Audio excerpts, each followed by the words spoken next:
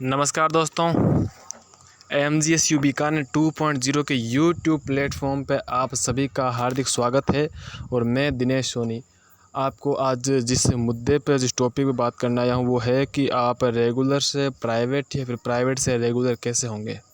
मैं दोनों मुद्दों पर बात करूँगा एक एक करके। ज़्यादातर ये सवाल आ रहे थे क्योंकि एग्ज़ाम हो चुके हैं। बहुत से विद्यार्थी ऐसे हैं जो चाहते हैं कि हम अब फर्स्ट ईयर में कोई बात नहीं, प्राइवेट थे तो थे, हम अब रेगुलर होना चाहते हैं कॉलेज में। और कुछ विद्यार्थी ऐसे हैं जो रेगुलर थे अब वो प्राइवेट होना चाहते हैं। तो दोनों के बारे में बात करेंगे, लेकिन उससे पहले मैं आपको दो बातें बता दूं। जो बंदे रेगुलर होना चाहते हैं उनको भी कुछ फ़ायदा है और जो प्राइवेट होना चाहते हैं उनको भी कुछ फ़ायदा है। तो सबसे पहले फ़ायदा देख लीजिए। जो बंदे अभी प्राइवेट हैं और रेगुलर होना चाहते हैं तो उनको फ़ायदा ये मिलेगा कि 2 साल जो है वो कॉलेज लाइफ में ढंग से जी पाएंगे। प्लस में उनको एनएसएस ज्वाइन करने का मौका मिल जाएगा, स्काउट मिलने का ज्वाइन करने का मौका मिल जाएगा, जिससे उनको आगे पीजी एडमिशन के दौरान भी सहूलियत होगी। और जो प्रैक्टिकल सब्जेक्ट्स हैं उनमें भी उन्हें अच्छे स्कोर जो है मिलेंगे।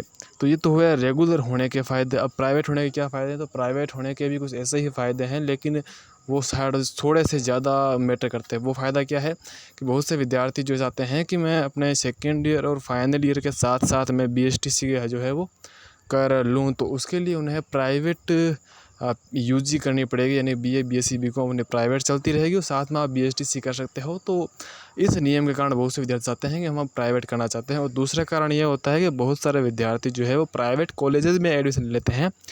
वहाँ उनकी फ़ीस जो है 10,000, 15,000, 20,000 अलग अलग कॉलेज टू कॉलेज वेरी करता है।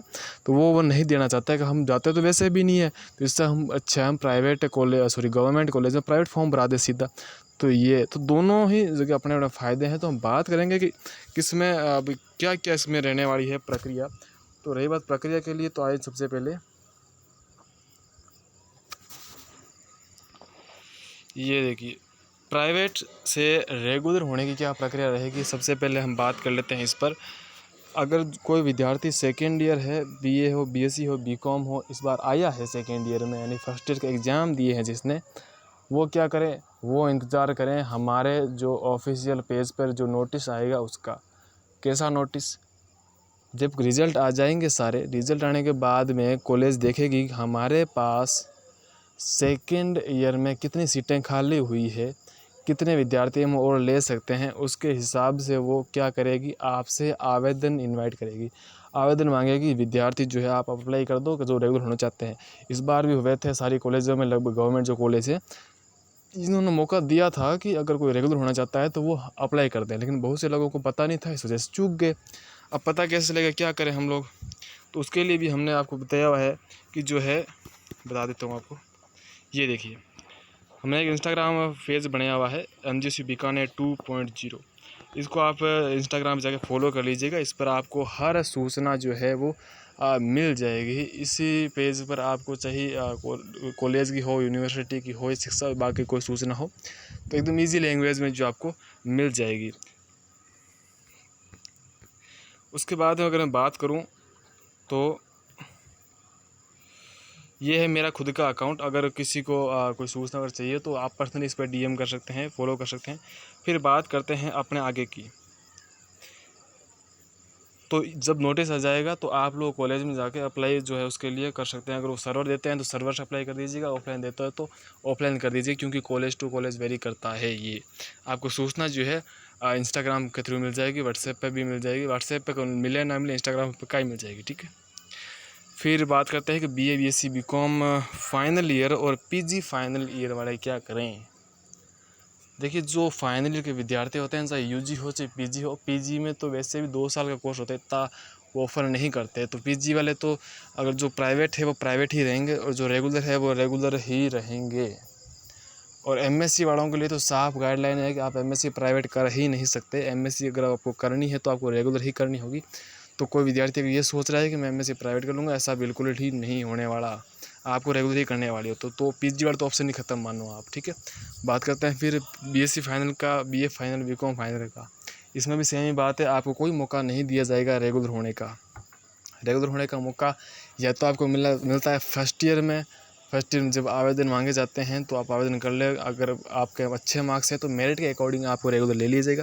फर्स्ट ईयर में चूक गए तो सेकंड ईयर में भी मौका मिलता है, उसकी सूचना हमने बता दिया कि पेज से आप लोग ले सकते हैं। फिर बात करते हैं कि रेगुलर से प्राइवेट ये कैसे होगा। तो रेगुलर से प्राइवेट होने के लिए सबसे पहले बात करते हैं कि यूजी सेकेंड ईयर और थर्ड ईयर यानी बीए बीएससी बीकॉम के सेकेंड ईयर और थर्ड ईयर के जो विद्यार्थी है जो रेगुलर से प्राइवेट होना चाहते हैं वो क्या करें। वो कुछ ना करें, अभी जो उन्होंने फ़ीस मांगी है 1 जुलाई से 31 जुलाई तक जो फ़ीस शुरू हो रही है वो भरवाई नहीं। वो अगर नहीं भरेंगे तो क्या होगा, उनका रेगुलर एडमिशन जो है वो निरस्त हो जाएगा।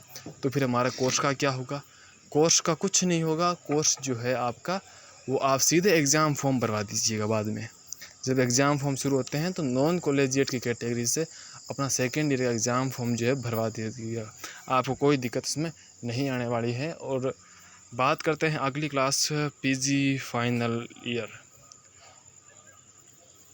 पीजी फाइनल ईयर चाहे आप मान लीजिए BA BSc BCom final year की, तो उसमें BA BSc BCom final year में तो वही तरीका रहने वाला है जो सेकेंड ईयर का है।